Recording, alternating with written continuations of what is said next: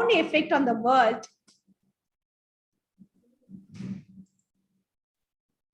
the research institutions have certainly felt its impact as well.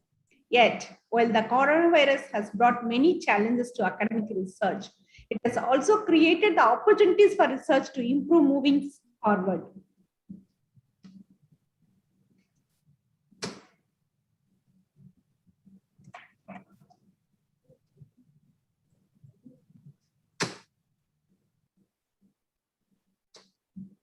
The COVID-19 pandemic has placed a tremendous strain on sustaining the clinical research enterprise and will also likely affect the key study outcomes.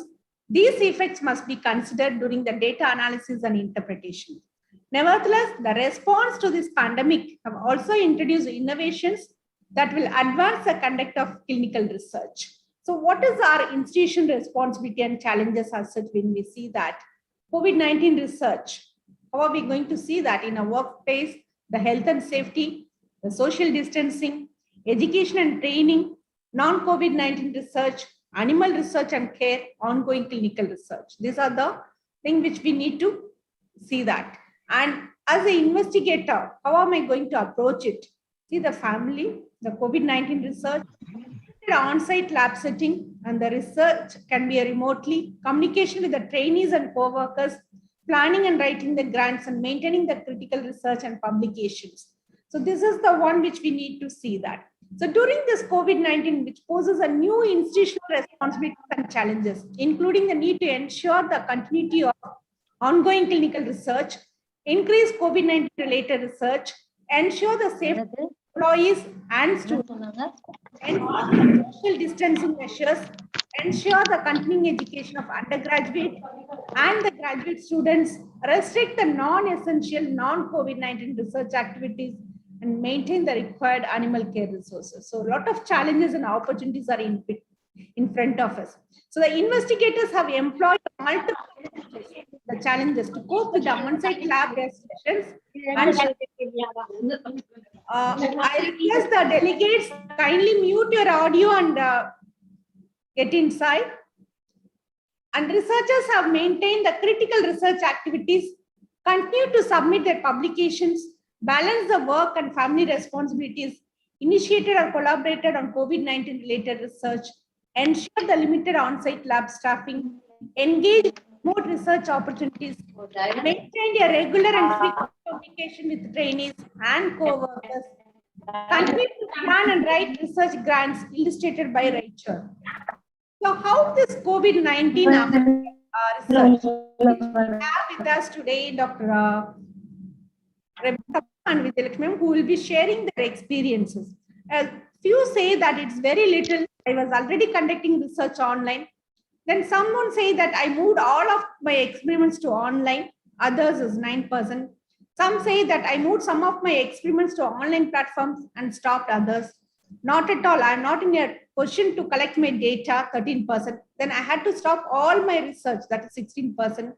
Then I do not do research, 6%. This is the survey which says about how during this period it's been affected. So the challenges which are faced during COVID-19, out of comfort zone always transition to the virtual platform. So during this pandemic, researchers have moved out of their comfort zone to collect the data by telephone, by email, and through the electronic health record portal. So the connectivity, getting access to a strong enough internet connection to carry out the voice or video call is difficult. And the research project could divert travel funds to invest in improved internet connections for local researchers, research organizations, and the participants.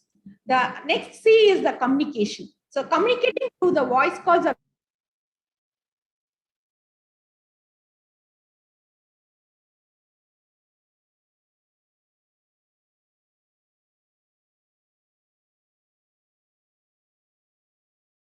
Jayasudha, please unmute yourself.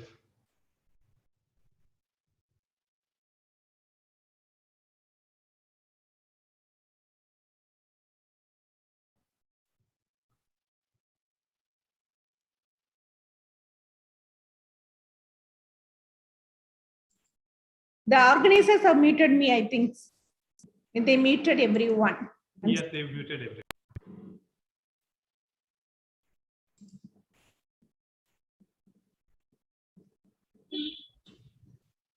So the pandemic has kept the researchers from physical lab spaces, delaying the projects by months in some cases.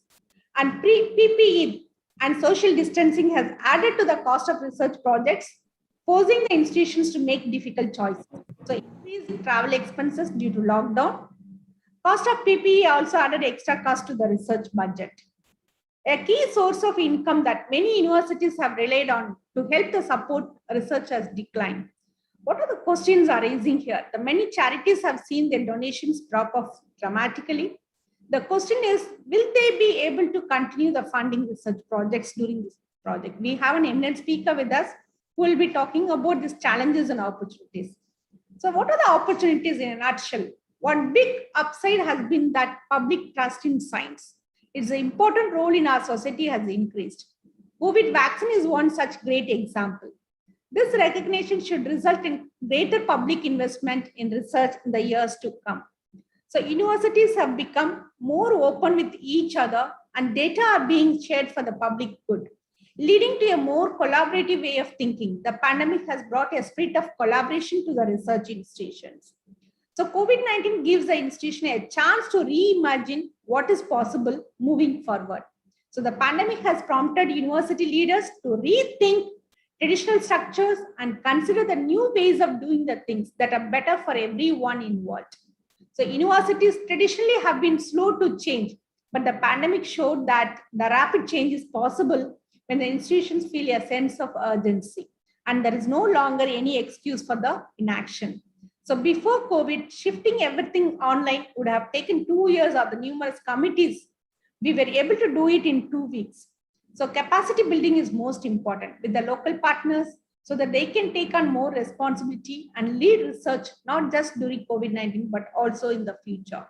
So the ethical issues, lockdowns and restrictions resulting from COVID-19 pandemic have produced a number of ethical challenges for research that should be considered carefully. Getting the consent from the study subjects, the research participants using the remote technologies can be a problematic when not able to obtain a physical signature or discuss the process face to face. To overcome this, consent forms could be sent, discussed and written via email. Oral consent could be considered, particularly if it is possible to record it. This would need to be outlined during the ethical clearance process. About the setting, it has been found to blur the participants' understanding of the setting. This offers a rich data gathering opportunities. It also makes it more important to remind the participants that they are being interviewed or recorded. Some research participants surprisingly open during online interviews rather than in a more formal face-to-face setting. So the methodological issues, adopting the research methodologies in the COVID-19 pandemic is having innovative methods, using a methodology in a creative and dynamic manner that differs from the research currently available within the field. So where the terms which we have are computational modeling, creative research, data mining, data visualization, internet research, mobile methodologies, spatial analysis, text mining, video research, big data, how we are going to do that, collaborative research. So from there, we have to see that. So with the internet research, we have to search all the content on internet. So in a broader way, we can say the innovative methods and qualitative data collection and how from the narrow terms we come into the internet search. So validity of the collected data online seems to be one of the main problems. So APS fellow, Georgia State University stated that fears occurring junk data, noted difficulty monitoring the participants' attention and engagement. And there are many studies that people have expressed that participants not taking the study seriously and getting the response that indicate that they are not paying attention to their study. So attention check failure rates have been at 30 to 50%, especially when trying to use the online research. So research which involves measuring the reaction times or require in-person methods such as eye tracking. Example, research which requires participants to exercise indoors or outdoors, both of which are clearly limited given the pandemic period. So ultimate COVID-19 mitigation and crisis resolution is dependent on high quality research aligned with top priority societal goals, which yields trustworthy data and actionable information. In addition, research should develop and evaluate the innovative strategies and technologies to improve access to care, management of health and disease, quality, safety, and cost effectiveness of care during pandemic could revolutionize the healthcare and healthcare system. So the pandemic gives us a chance to improve how we respond to the challenges going forward. So we have an opportunity to reset completely. That's very attractive. To conclude that the impact of COVID-19 pandemic on research and research in response to the pandemic highlights the importance of research, challenges of research and opportunities, and resource for making research more efficient and cost effective. So new paradigms and models for research will hopefully emerge from this pandemic. So we have an eminent speakers with us today who is going to deal about all this topic. And we have with us Professor Suresh K. Sharma, who is a professor and principal, College of Nursing, All India Institute of Medical Sciences, Jodhpur, Rajasthan.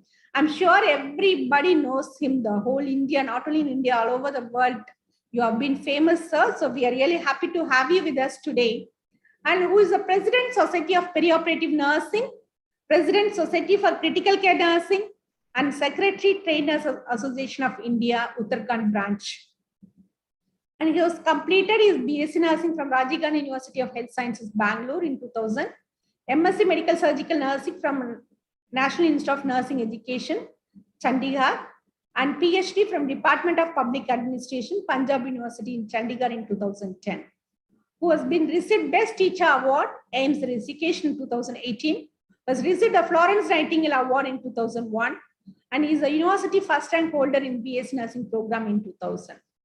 And he's a member, Expert Advisory Committee, IT Infrastructure for Inter-Institute Networking and a Health Information System, working as a group member under National Coordination Center, Pharmacovigilance Program of India, Indian Pharmacopoeia Commission of Health and Family Welfare. He's a member special invitee, Expert Advisory Committee member for Nursing Education and Research for 6 new aims.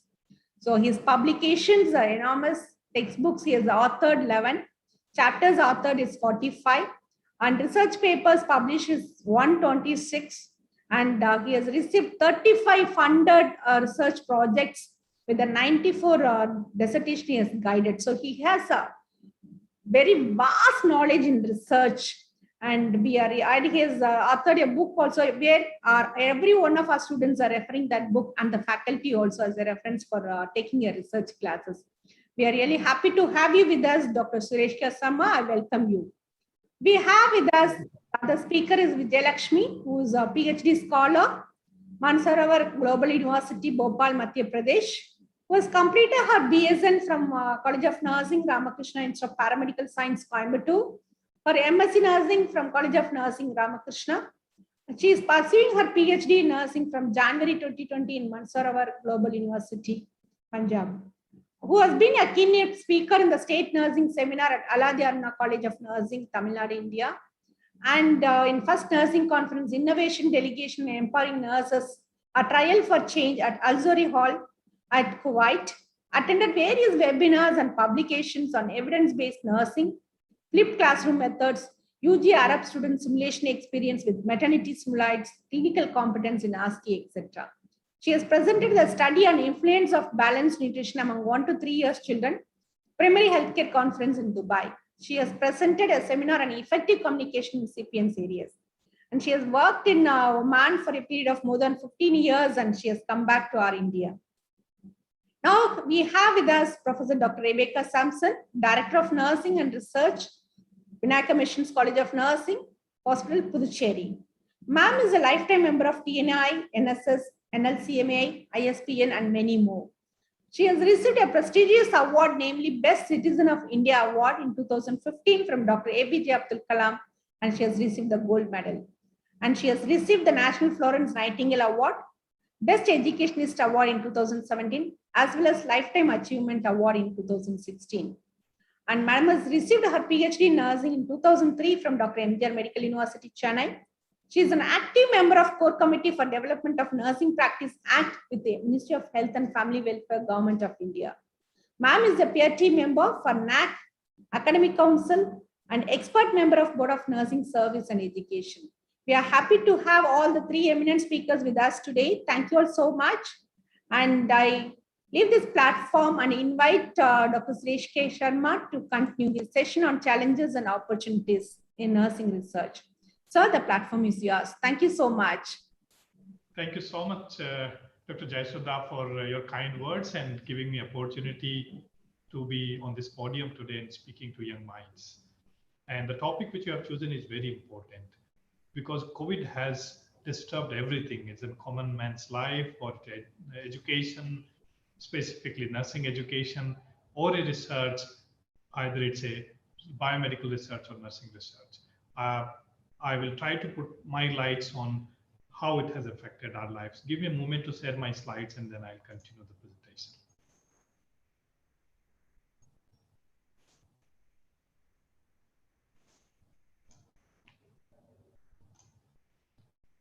Can you see my slides? Yes, we could see. Yes. Perfect. So I think at outset, Dr. Jayasudha has highlighted that COVID-19 has affected the research and has brought up many challenges, but within the challenges, there had been few opportunities as well. If we look into the challenges of COVID-19, last year, postgraduate nursing students or doctoral nursing students were into fix how to collect the data now. We do not have those patients which we have thought to include as participants of our study. We do not have a opportunity to interact them face to face because either they are stuck up at their home or they cannot access the hospitals because hospitals are flooded with COVID-19 patients, or there is a fear of combating infections or encountering infections. So the patients were avoiding coming home and they were taking access of telemedicine and delaying the surgeries. In these situations, when the participants are not readily available in healthcare setting, and people were of fear of infection, so they were not allowing other people to meet because of the norms of social distancing. In these conditions, definitely we agree that there had been huge challenges for nurse researchers. But yes, we can't deny about opportunities. So if we look into the situation globally, COVID-19 pandemic has affected many aspects of our life, as I mentioned, including nursing education, both in developed and developing countries. No one has been spared by COVID-19. COVID-19 has profoundly changed the landscape of clinical nursing research and profile of research nurses in hospitals and healthcare services. COVID-19 has caused immense health and economic social damage. Any benefits it has brought to researchers have already come at far too high price for all of us.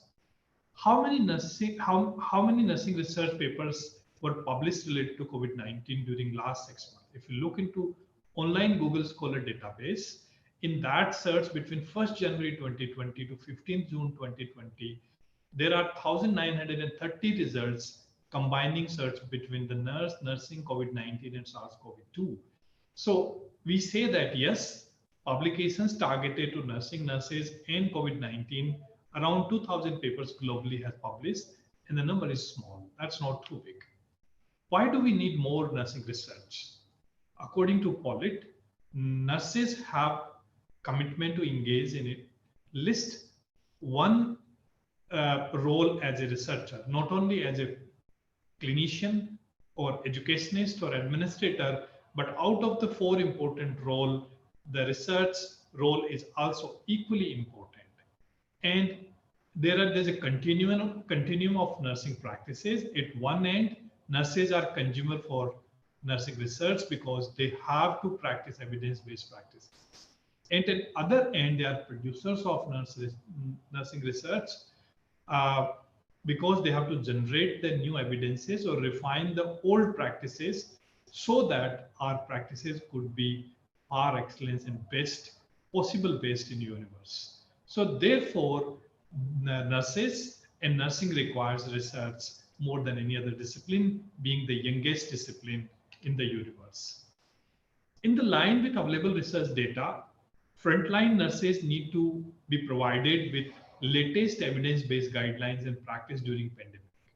and specifically doffing PPE, swabbing techniques, airway management competencies, oxygen administration, use of ventilations, critical care practices during COVID-19, where minimizing the risk of infections for the healthcare providers and other patients. So we require immediate data on these issues. So yes, nursing research was important. Cost-effective healthcare services to reduce the healthcare errors, improve healthcare quality, increase patient satisfaction. All these aspects has influenced the evidence-based practices, and based on nursing research, we required nursing research during COVID-19 more than any other time, and as rapid as possible, be it a vaccine development or be it providing a cost-effective, best possible care to our patients.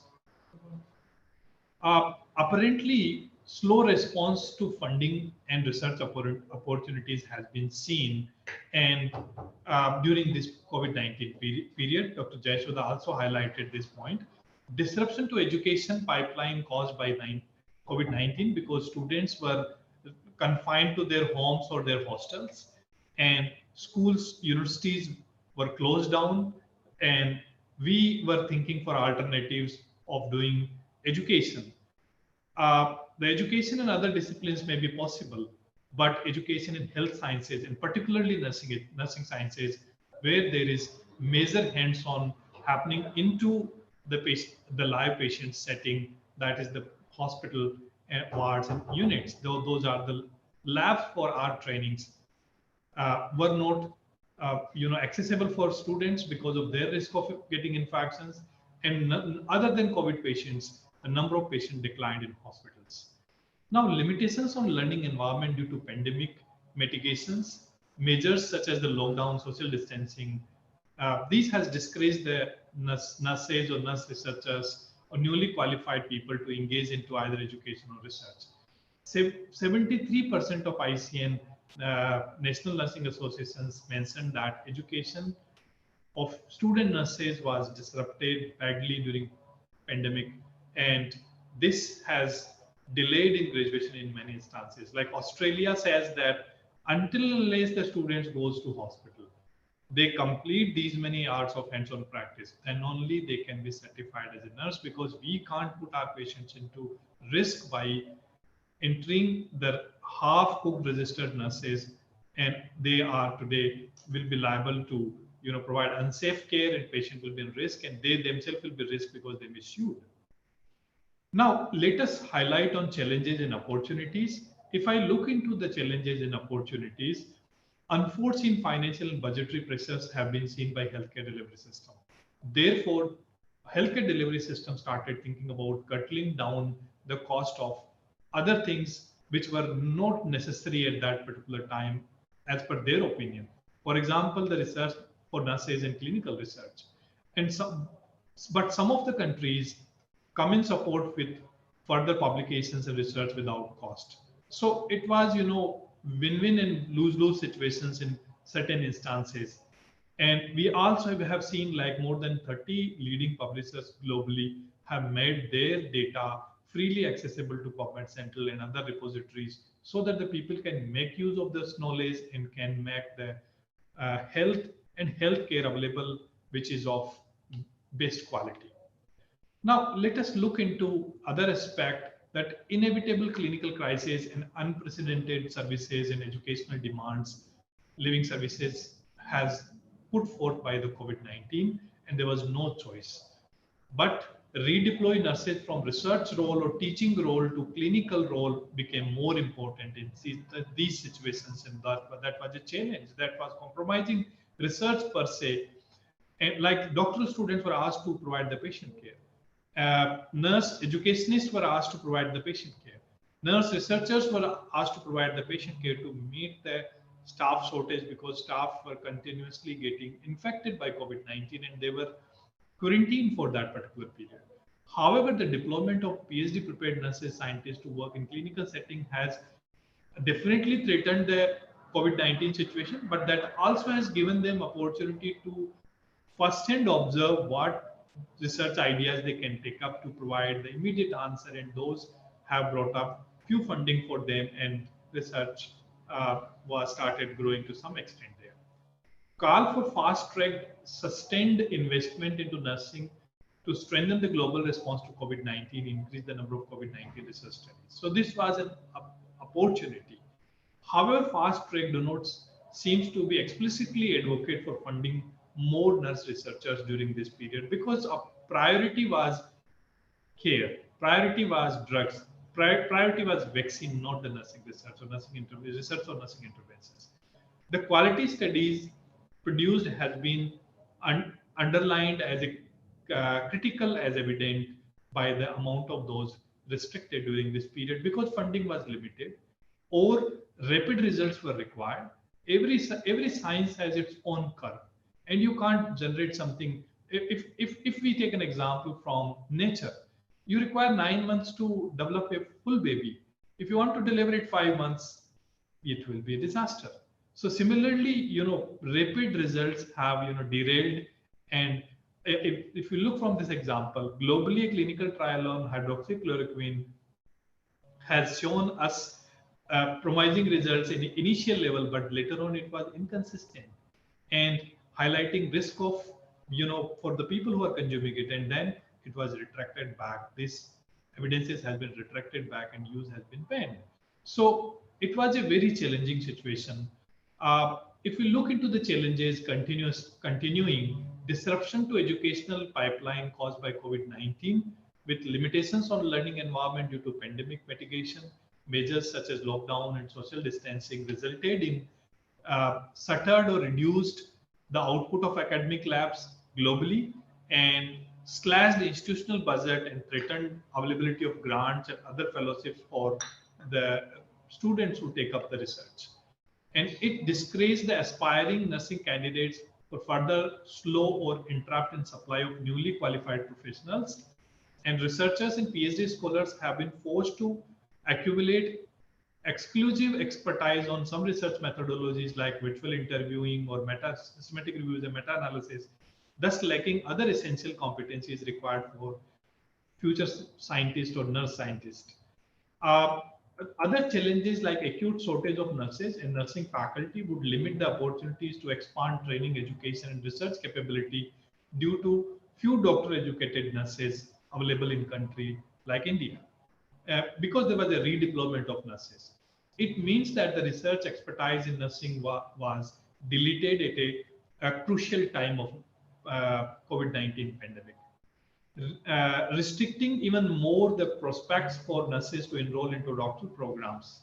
Research scholars have left to halt studies or pause studies because patients were not available, or writing of manuscripts or funding applications due to redeployment or simply physical or emotional exhaustion to progress such outputs. Other challenges like local, national, or international structures do not promote mobilization of nursing focused research teams and unconscious tendency to default to command and control mode of nursing leadership and does not facilitate nursing research visibility anywhere. And specifically like country like India where nursing and nursing research is not a priority, bedside nursing, yes, they have realized during COVID-19. Rapid modification in the type and scale of range of research opportunities allowed or approved in order to comply with pandemic measures may also foster a glut of studies in few overcrowded fields, which may hamper the progress of early career nurse researchers. Unfortunately, the quality and quantity of routine data available for research is likely to have been affected. As I have said that there was de-escalation of documentation, there was less patients visiting hospitals, patients were delaying surgeries, patients were just focusing on telemedicine or teleconsultation and other reasons, and nurses were workloaded, particularly into intensive care and COVID-19 care. According to Nature's first ever survey on postdoc worldwide, they found that 8 out of 10 postdoc researchers say that the global coronavirus pandemic has hampered their ability to conduct experiments or data collection. And more than half are finding it hard to discuss their research ideas, share their work with their supervisors and colleagues because they were at distant places. Nearly two-thirds believes that the pandemic has negatively affected their career prospects as a postdoc fellows. For researchers who are already dealing with limited funds, intense competition, and career uncertainties, this fallout become major concern during when they were pursuing their postdoc. Now, however, we can't deny about few opportunities which nurse researchers has experienced, like research in healthcare is witnessing an unprecedented expansion in knowledge and production. People started realizing that health is most important subject than anything else. Governments also started understanding, and then there was a few immediate fundings available, and this has given fast track system have ensured immediate publications of COVID-19 related studies. And in this context, researchers has been recognized as a key part of the government response is so-called as urgent public health research. The funding has been redirected and the process of ethical committees have been accelerated, enabling research protocols to be approved in a short period of time. Furthermore, many universities have been invited to conduct research or innovations related to coronavirus crisis, and this has given opportunity for nurses as well to fetch some fund or throw their ideas to draw some funds for their research studies. In addition, an unprecedented collaboration across disciplines, healthcare centers, countries has been established, overcoming traditional barriers such as that between nursing and medicine.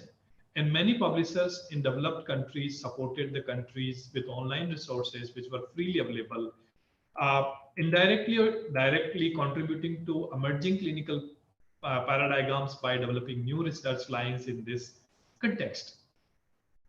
Now, to again highlight opportunity, many researchers attending in-person conferences has always been impractical due to caring commitments, financial constraints, personal circumstances. Now, virtual technology makes sectors more inclusive than ever. You can attend any international conference where you were no, it was not possible before COVID-19 because it was adding travel costs, stay cost, visa requirements, and so many things. But simultaneously, the researchers' travel restrictions and cancellation of conferences extends further limit prospects by internationalization, global collaboration, and mentorship. And the the face-to-face meeting always promotes the better collaboration and better linking with people that has diminished. A scoping review on nursing research during COVID-19 pandemic highlighted that only 21% articles were funded, those researches were conducted and published.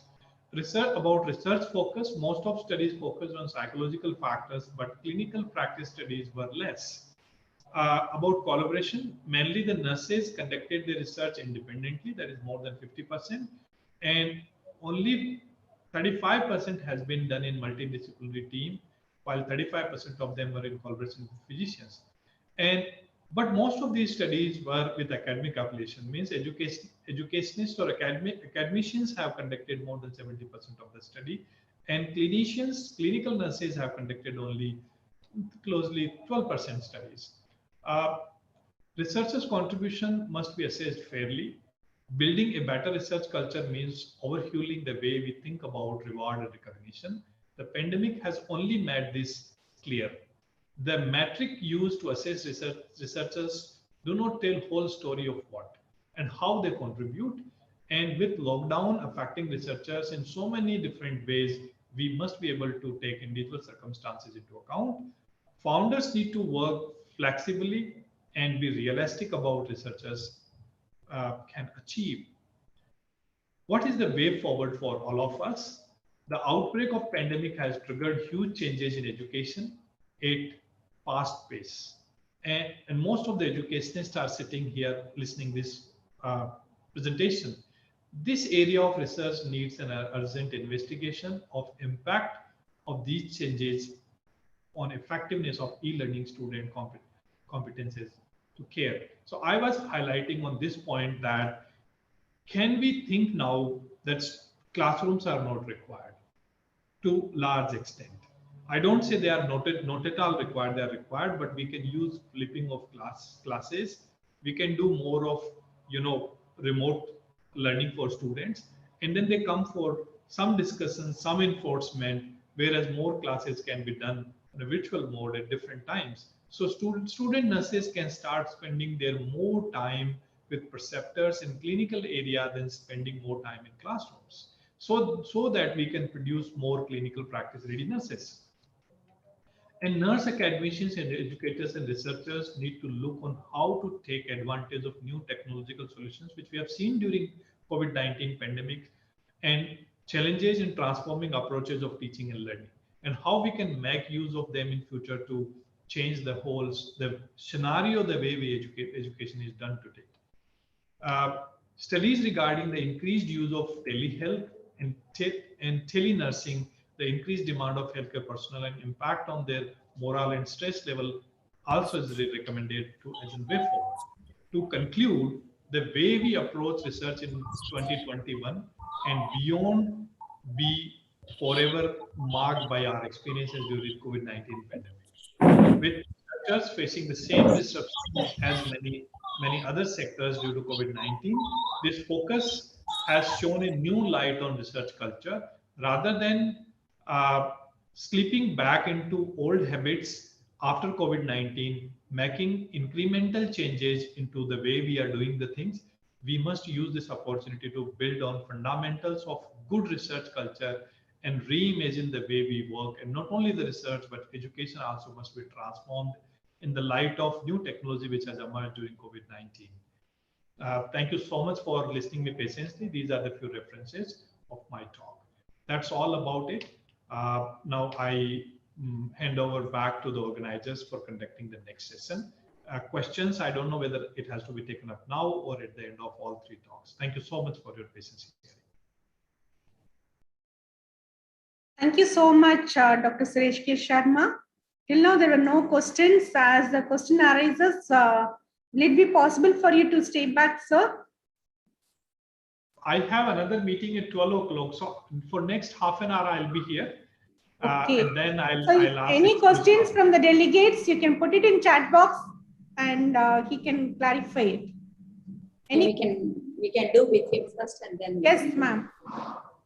So now I invite Dr. Rebecca Sampson, ma'am, for your presentation on ethical and methodological challenges in nursing research. Ma'am, the platform is yours.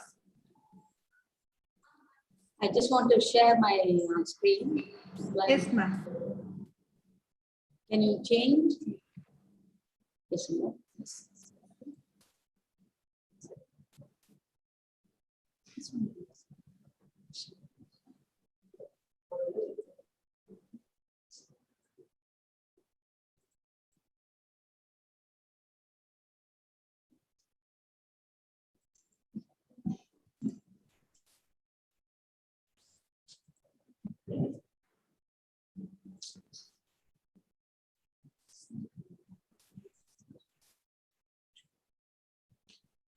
We could see your slides, ma'am. Okay. Yes, ma'am. Thank you for the opportunity. I don't know how much I can do, but hearing to Dr. J. Sudha and Dr. Sharma, it's excellent, and you have highlighted, I think, more than what is required. But now I'm here to share the practical aspects what we have experienced. I think that's what I thought we can share the challenges that we faced at the local level as an institution. Maybe I assume that it is common to all. So, or many at least.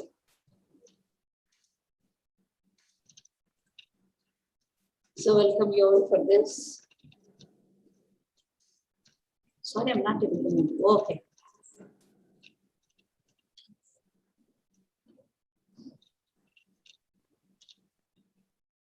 The topic given to refer presentation is introspection of methodological and ethical challenges faced during pandemic. So introspection, with the title itself, looking into ourselves, what challenges we faced in carrying out the research, the general challenges and how to convert the challenges into opportunities at a global level, national level, and as academics, academicians, all that has been shared. And it's been covered during the inaugural or keynote address. Now I'll try to do in a simple way. So this COVID-19 impact definitely has hampered the normal activities, normal proceedings, what we had been used to in carrying out research in different settings. Okay, this led to a unique opportunity to address the various research priorities that have been identified, and pandemic containment and mitigation strategies such as movement restrictions, physical distancing, then social and economic disruptions also had a major impact on research activities across different settings. The scale of the challenge presents for research, especially in resources, limited settings, could be significant and negatively has shown impact the essential contribution of these settings to desperately needed for COVID-19 research. And researching in the age of COVID outlined how the pandemic has transformed the way to conduct research, has already been addressed. How to pivot the digital research methods has generated creativity and flexibility. So, as I said, from normal process, regular process, research process, it has been changed. It is a maybe 360-degree turn, we can say. We have created some different thoughts, provoked different thoughts, and made possible for identifying how to be flexible. Then how the digital divide has become more complex, and new ethical dilemmas that have been posed by the pandemic. And in this presentation, we share, as I said, our experience in conducting this research. There are some ethical issues we faced. Technological divide. Number one, with the growing scientific technology, how this is being affecting in the gender population, and all strata. Okay, then interdisciplinary dialogue, data collection process, allocation of funds and resources, responsible conduct of science, okay, vulnerability, patient care, technology transfer and intellectual property resources, physical distancing versus social isolation, information versus misinformation, scientific knowledge and practices, then information access to both the researchers as well as for the patients or participants, their rights of handicap. So all these areas overall has been a big challenge and to be looked into as an ethical issues in carrying out the research. So, however, the pandemic has ensured these and another important research tool is the in-depth personal interview used in a qualitative research. The researchers who use such interviews have adopted during the pandemic by transitioning to telephonic and video conferences, video interviews. As already it has been dealt with, telenursing practices. Okay, and not everyone is well versed with this. Even now, to log into for sharing of slides or participating in the online conferences or seminars is a big challenge for everyone with the technology. But you can imagine how this could be interfering with our research. So methodological challenges, coming to the actual point, starting with the study design. It's a big challenge. Whatever the IRC and IEC had given clearance before pandemic, and those who are in the middle of carrying out their research, the study design is mostly affected. Most of the experimental studies not able to carry out because of the randomized control trials were implemented widely, were tried to convert, to non-experimental designs. But this again, every step has to be reverted or looked into to come to, make it possible and flexible. There are the study designs. Then study setting is another challenge. Permission seeking difficulties. So getting permissions, for example, schools or any government officials with the lockdown, it was a real challenge because nursing studies are almost descriptive, non-experimental studies, so that the getting permissions became a big challenge. So government permissions obtained were not utilized in time. Okay, try to change the setting with the help of IEC again. Again, IEC calling them to attend another meeting and asking for the redesigning and taking a different setting is a big challenge. And that's again time consuming. Then population. Maybe school children were taken as a sample, that aggregate population. Then sample size. All that has become again another issue. Large coverage in institutions-based studies, but not with the public involved or out door-to-door survey.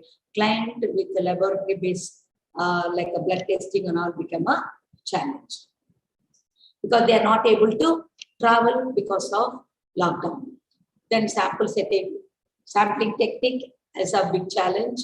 Then tool practices, that is the practices that they rely on human interactions, including field visits and all, again is a problem. Then modified as an online survey, interviews through telephone. So how the challenges are trying to make it as an opportunity still go on in conducting the studies.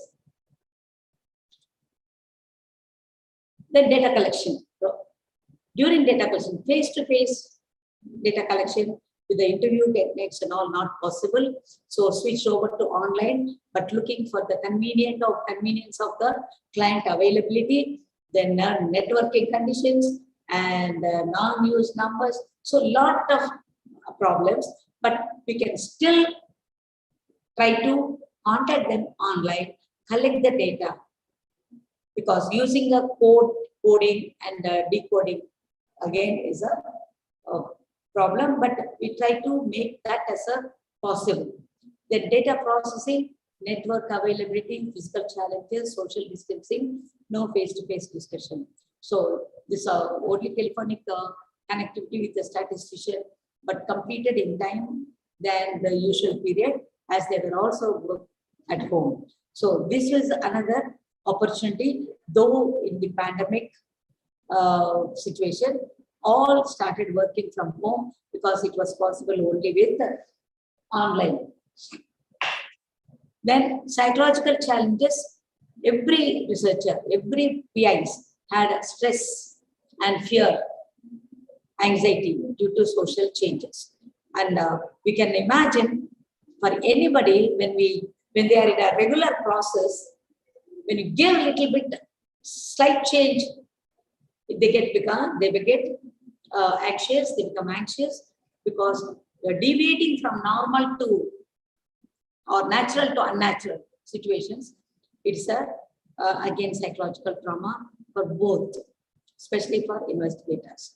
Then frequency of online conversation for data collection, but client time spending with us is a worry again. So whenever it is possible with the client only, we were able to collect the data, but not like on a set timings. Or even before to take their appointment and then call them, then collect the data online. But again, the generalizability or the validity of the data collected is a question. Stigma and withdrawal, then social isolation is another challenge. Here, opportunity to counseling the client is another to be created as an opportunity or turning it into opportunities. Investigator safety, lack of PPEs. If suppose when the PIs are supposed to go to hospital and hospital-based studies, the main problem is lack of PPEs because we are not in the priority group. Researchers, because those who are giving direct patient care only was permitted, and non-availability of things has become a big challenge. So IRC, IEC monitored timely release of projects, information sheet, all that has been again changed, and then we have to make the members understand the challenges and then permit them to proceed with the studies. Participant safety, a symptomatic client hospital acquired infection is a big challenge. Information sheet and informed consent taken care, learned various standards, including ICMR guidelines. Based on all this, modifying to fit into the situation was another opportunity created during pandemic. So changeover is a big challenge. Community related, most of the studies were survey type, biological waste generation during data collection was another challenge. Had a chance to look at into the hospital waste management and then proceed with the studies related. Then community related studies, lockdown and border restrictions played another role to prevent the spread, but it became an obstacle for the study. Again, digitalization, using digital mode. Contact tracing was another challenge. Researchers in most cases have little or no control over their survey because it was tracing the clients or research participants was big challenge. Then lockdown restrictions and government protocols interfered the deliverable purchases. Distancing and transmission issues have caused most non-COVID clinical research to be suspended, causing a reduction in recruitment of research participants and a delay in data entry into clinical trial base, but only on a tele-nursing measures. Then monitoring data collection was a big challenge. Then technical challenges, another big issue. We go back to status quo and learn from our Zoom modified experiments. Only time and more research we can tell how we can go about doing these studies. So shifting focus to patient care rather than the research, then giving up research to a greater or lesser extent to focus on the patient care, difficulty in investing time and energy in ongoing studies, unwillingness to take up new studies, COVID or non-COVID related studies, fear and anxiety of themselves and contracting the disease while treating the patients, constant protocol deviations, violations and repeated communications with IEC, then skeletal staff to handle studies due to lockdown, sick patients due to lockdown and inability of the patients to meet the investigator and to seek medical attention, colleagues or dedicated research staff testing positive for the disease are not able to go further and proceed further.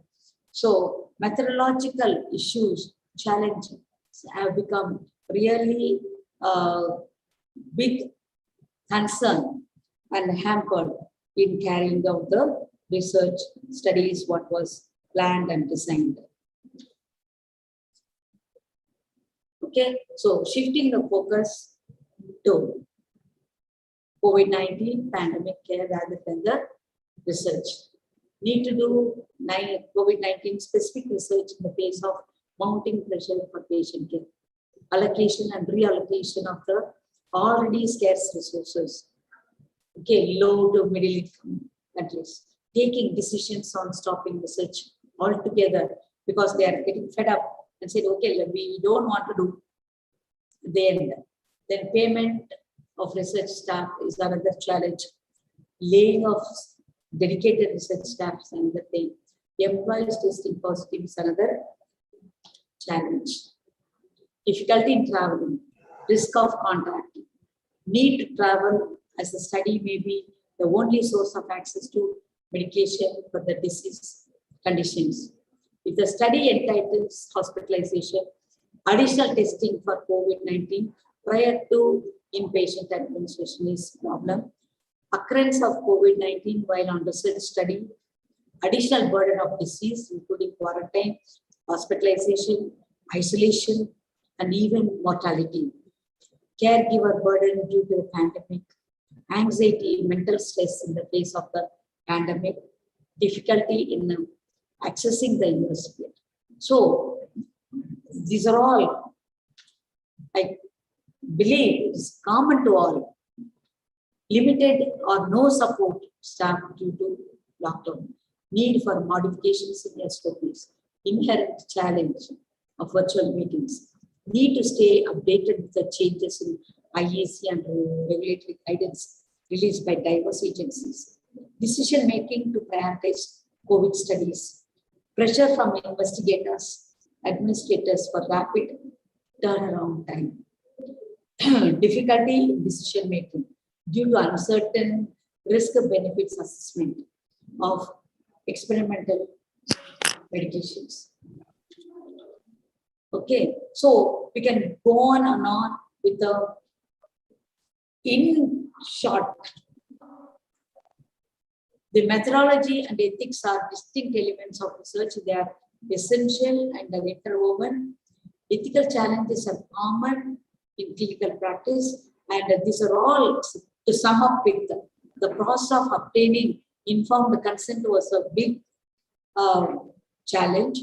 Okay, adaptability and decision making are key to the conducting ethical research in a crisis situation.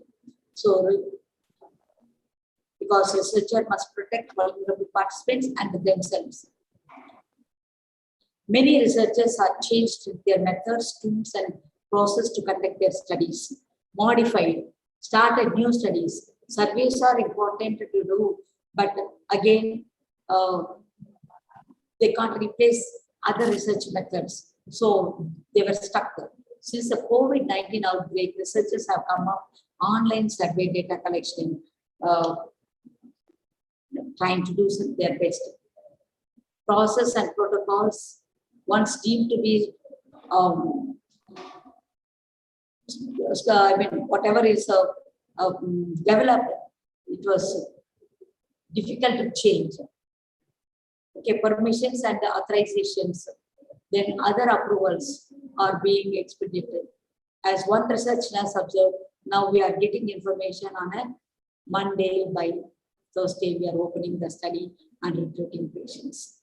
So patients, even in the global, many research studies have been done and facing the same challenges.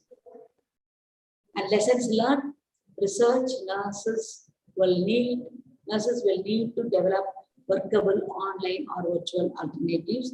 Consenting severely ill or mentally impaired patients was also a challenge. Should be thought of a different method, population settings, everything. And patient compensation to be taken care. Patients, healthcare workers, and study staff face significant psychological challenges and anxiety, which needed to be addressed. And clients needed orientation. Then comforts in home for online contacts led to better compliance, trust-winning conversation, the general discussions, basic ethical principles of no maleficence, beneficence, informed consent, autonomy, justice. All these are to keep up with these ethical issues were a challenge. Okay, so One is unprecedented situation likely to negatively impact the conduct of clinical research. Safety of participants and integrity of research is not to compromise. Then several challenges arise from the conduct of research during global health emergencies. They're like a scientific community to innovate solutions to standard research practices, which are difficult to meet. Now, coming to the big challenge, whatever we learn scientifically to do things in a flexible manner, the impact of COVID to change methodology as such, we have to show how to be done, how it has to be done. You go do this way, that way, and all will not help. Okay, so you become what you feed your mind. If you are scared, if you are withdrawn, if you develop a negative impact, we cannot be successful. But we have to face the challenges with the positivity. Okay, positivity and the dreams. How, with a creative mind, how best we can do with available resources in this pandemic crisis. Definitely, in a nutshell, shortage of staff, meeting of participants, research participants, getting permissions from the setting, and funds, release of funds, and everything has become a big challenge. But still, we try to convert those challenges into opportunities. Okay, so I wanted to conclude this session, the methodological challenges to introspect and carry on with flexibility, how best you can do in spite of all these challenges. Thank you. Thank you so much, ma'am, for sharing your knowledge and spreading your knowledge, whatever the practical experience which you had with our delegates. We have learned a lot today from you. Thank you so much, ma'am. And even though it was the last hour for you to come and present it, we really thanks a lot. Thank you so much. Thank you. Definitely, I wish maybe I could have done a little more if I would have been. Thank you, ma'am. I would have been given an opportunity a little more. Thank you. Anyway, I enjoyed being with you. Thank you very much. Thank you so much. I hope I was able to share yes, something. it was really good. Thank you so much, ma'am. And now invite Mrs. Vijayalakshmi. Ma'am, could you please stop sharing, ma'am? Yes. Mrs. Vijayalakshmi. Yes, ma'am. The platform is yours, and I have seen her doing these activities in her during this pandemic with the patients in anesthesia. She has taught exercises for them, the coping strategies and all. So welcome you, Dr. Vijayalakshmi. Thank you. Thank you, ma'am.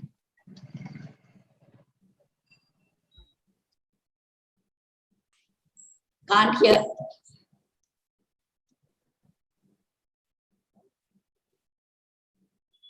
Can you hear, ma'am? Yes, yes, Dr. Vijayalakshmi. First of all, good afternoon, good morning to everybody. Thank you so much for the opportunity provided, especially Dr. Jayasudha. Thank you so much. I'm so privileged to be in this platform. Talking about Jayasudha, Dr. Jayasudha, she was my senior. She's still our senior and doing very great things in the college to achieve many, to address many topics. And this itself is an evidence that people are getting a lot of information through online. Though we are calling ourselves as Corona is affecting things, but still we are getting info through such webinars. So thank you so much, Dr. Jayasudha, for providing this opportunity to be in your platform. And I take this opportunity to thank Dr. Suresh, Dr. Rebecca Sampson, and to be part of this. I'm so honored. Now, just to start, COVID itself has changed all possible ways that are almost familiar and that the way we do our normal activities. Like we have We have already come to an instance that we have to live with corona, because everywhere we turn up, we see that only corona is heard. We hear only news about corona. Now, this lockdowns, restrictions, and high levels of uncertainty, everything has made us to live in this way itself. So we have already started to practice living in this world of corona. Somebody said in the start of corona that we should learn to live with corona. So we are living. We are living and we learned how to live. That itself is a big challenge that we are facing, and we made that as an opportunity itself. Now, in this situation, how do we carry out research that ensures the safety of participants and research? Is again a question. So what I felt is that for all researchers, the key elements to be considered to face ethical challenges all times, not only in corona, in any time, it is like we have to increase the benefit and we have to minimize the risk, especially at this time where the whole world is facing this pandemic. We more concentrate on the benefits and we consider the risk to be more minimized. So this is what the two key words or the key elements that all of us, being academicians, being educationists, being researchers, being clinicians, like we have a lot of phases. So any phase we are in, as nurses, any phase we are in, we should consider that the benefits must be more and the risk must be minimized.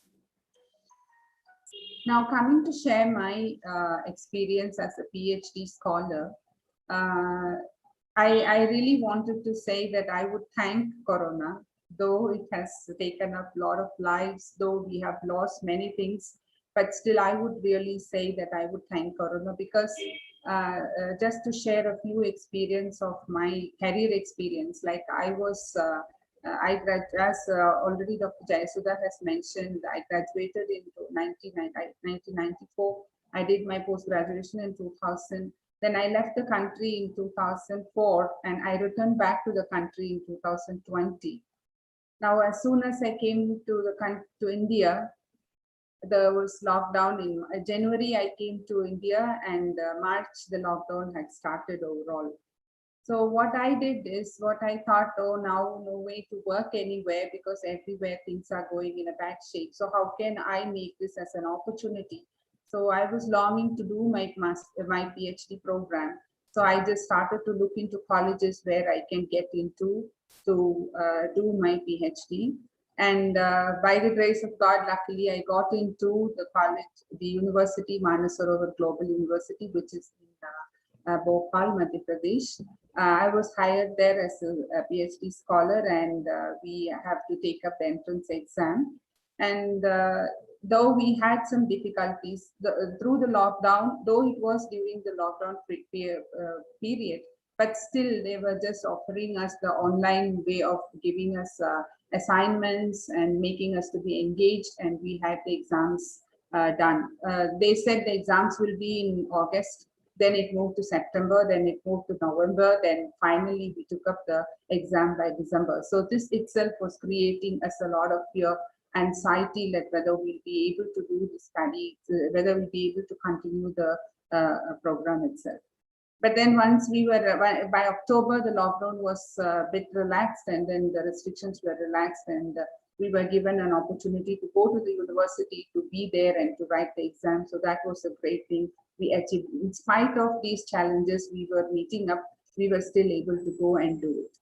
Then after that, they said by February, the RDC will be there. So we had to submit a copy of proposal. So we submitted the copy of proposal there.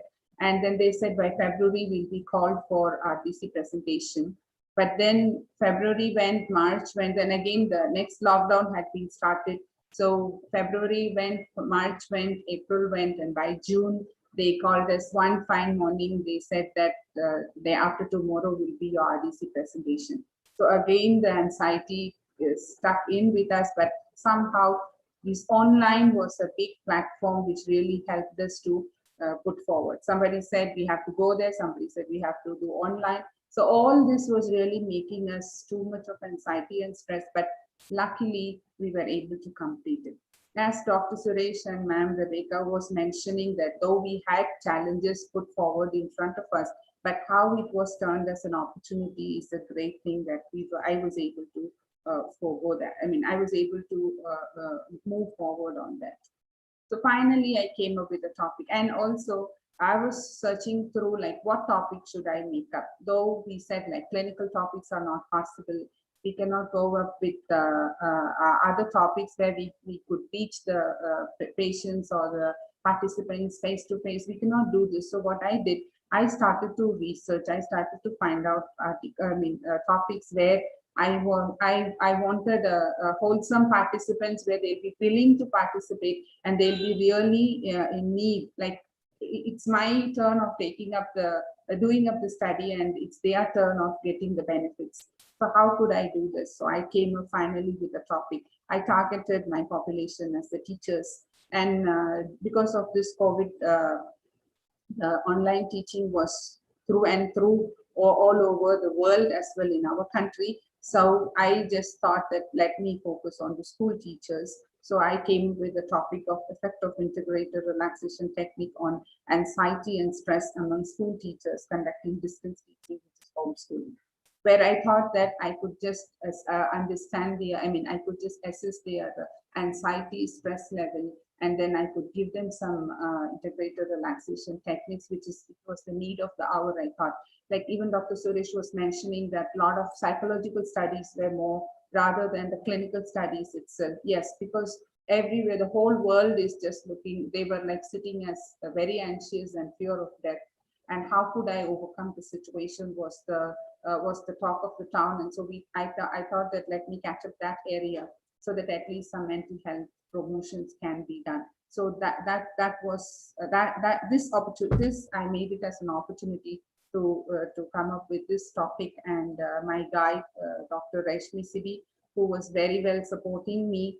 And though we were not able to talk face to face, but at least through online, through WhatsApp, through mail conversations, like I was able to get in touch with her, and she really helped me to guide things. And that's how I came up to this topic.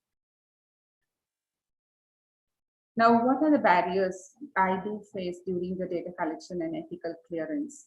Yeah, already Dr. Rebecca has clearly mentioned what were the challenges we're going through during data collection and all those things, but I have just put it in a nutshell that what was that I was going through. Like everywhere there was an uncertainty.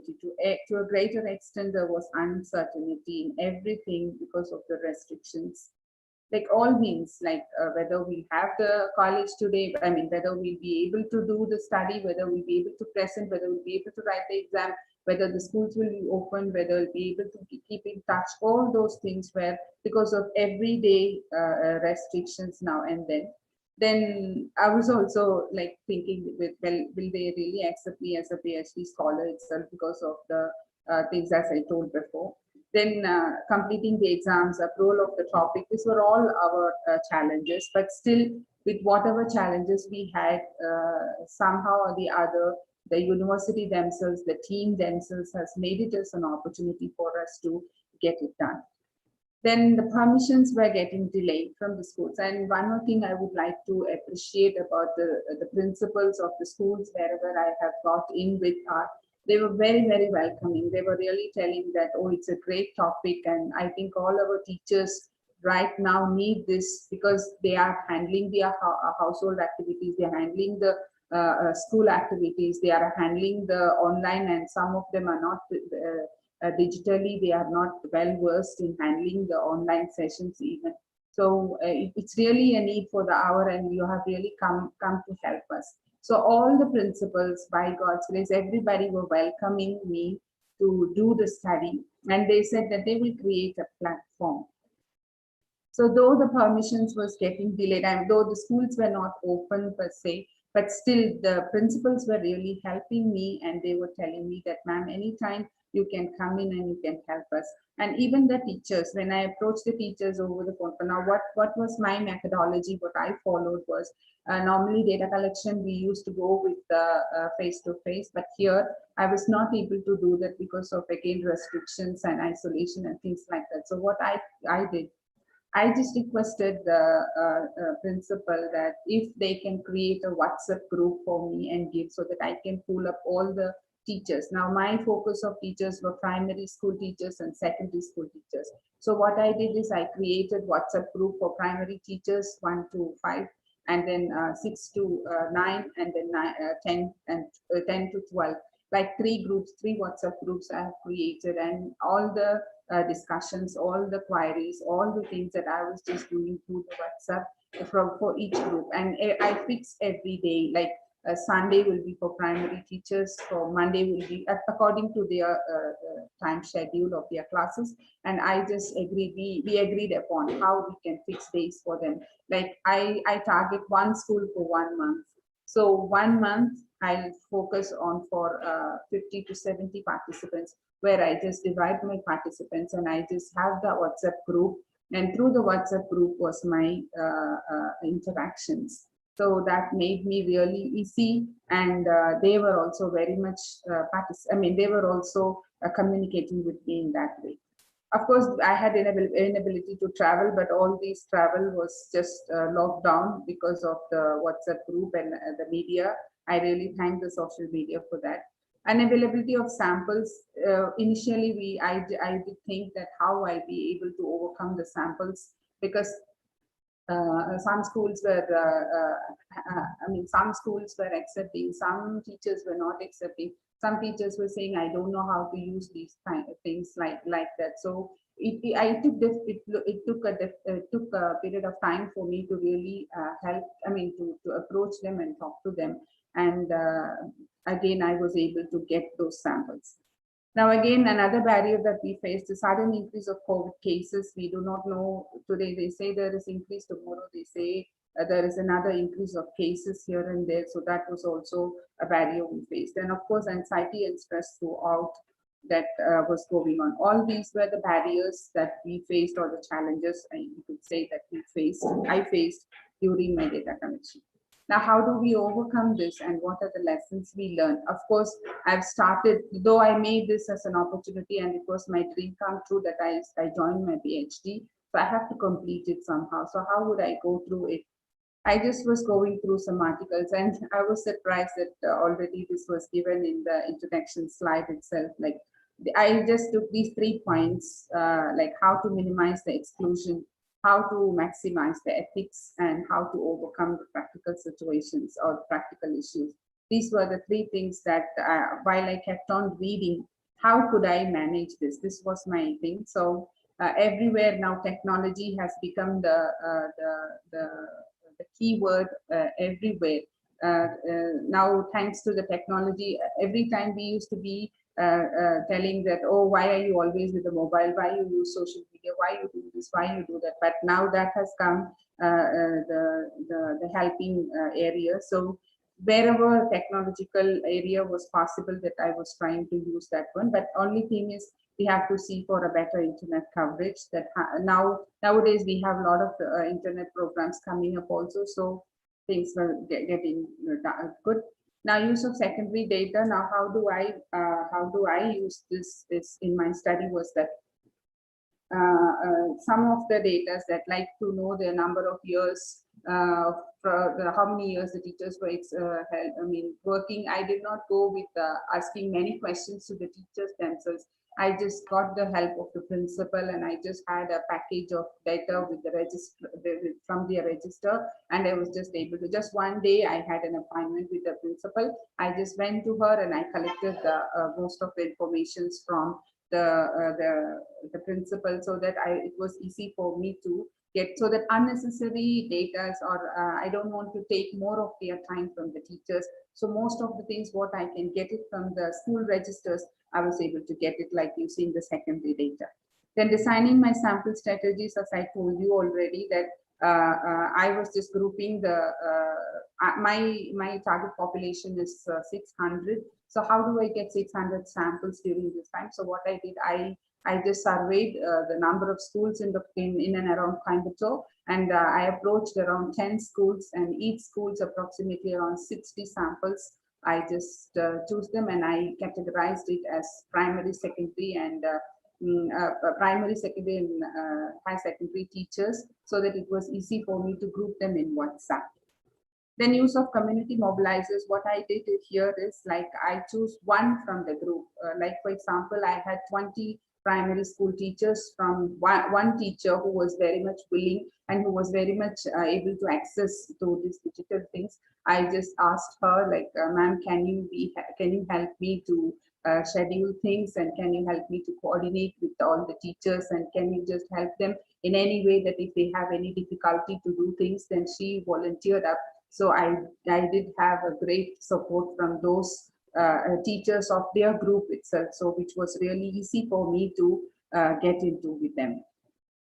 Now, maximizing ethics. How did I maximize my ethic? Of course, getting consent is one of the big thing there. Of course, permissions, all the school principals, they were really readily accepting because of the topic and they wanted this help. So I didn't have any permission for that. An ethical committee clearance, I got it from my university.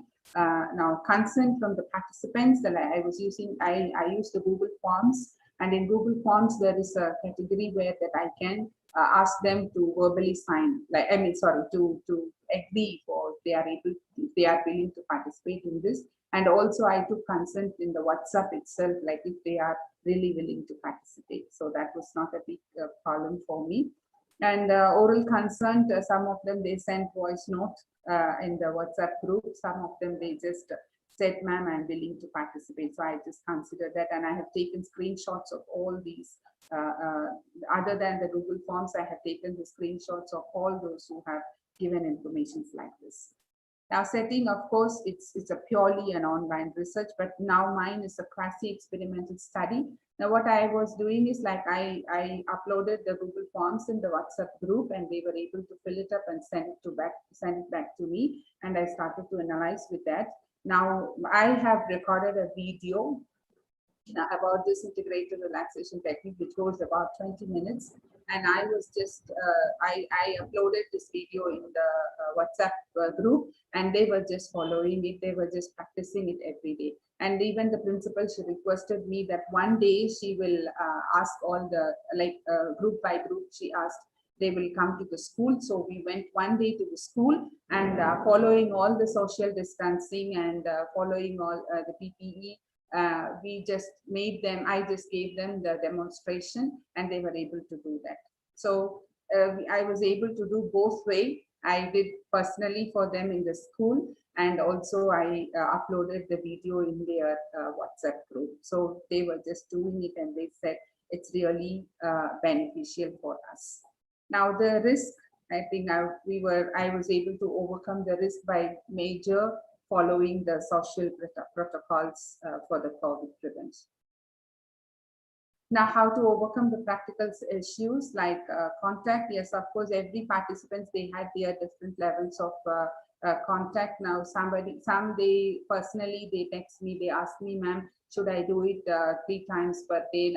Though we give them all informations, though we teach them in person and also we upload, they still have queries. So I have to keep doing with them. I do have separate contacts with them also. So that way I am in contact with my samples. Connectivity, of course, nowadays the connectivity overall is good, and sometimes the principals tell me that, ma'am, if they are not able to do this, we can even call them to the schools, and then the schools have their good internet facilities. And of course, voice calls, video calls is just going on as usual. Communication, I was just following them, as I said to you. I'm just following them, sending them follow-ups, sending them continuous communication, and I hope I have built a good trust and relationship with them, so they are keeping communicating. The communication is really good with them. Of course, this is an additional workload. If it was another type of research, it was a traditional research that we just go do and come back and then do things. But here, every time I have to keep on reminding them, giving them some extra guidance if they really need. So all these things, it's an additional support, but with good team support and like to overcome the stress, we are just doing it. So this is how that I have gone through all my the data collection in terms of until now. Now I have completed 2 schools, so almost around 120 samples I have completed.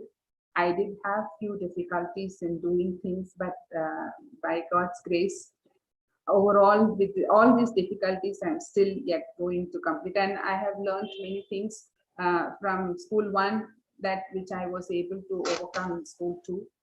Now more in school 3, school 4, I'll be able to overcome. This is my overall strategy that I have planned up to do with. So Thank you, just to, Mrs. Yes, ma'am. Vijayalakshmi. yes, ma'am. Sorry, ma'am. So the overall lessons that we learned from COVID-19 is just like this, like how to coexist ourselves within the existing situation, how to cope up things, to cooperate, to have clear communications, etc.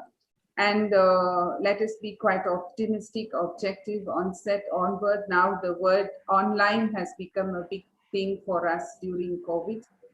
Now we value our lifetime and persons, as we know the life is very short. Isolate from ego, pride and selfishness, and distance from negative vibes, free words and people. Now also D, I can still claim for digital assessment. So now the world has become digital also in terms of corona. So this is all that I would like to share. If anything that I've missed, can just ask me, I can just clarify things. Thank you so much, Dr. Jayasudha, again, and thank you so much. Thank you so much, Mrs. Vijayalakshmi. This was a really live experience which you shared. I'm sure the delegates would have got the benefit out of it. It is the feelings and emotions what you have shared is how the difficult, it's not, which is not available either in the Google or book or anywhere. So that's what which we needed. Thank you so much. Yeah.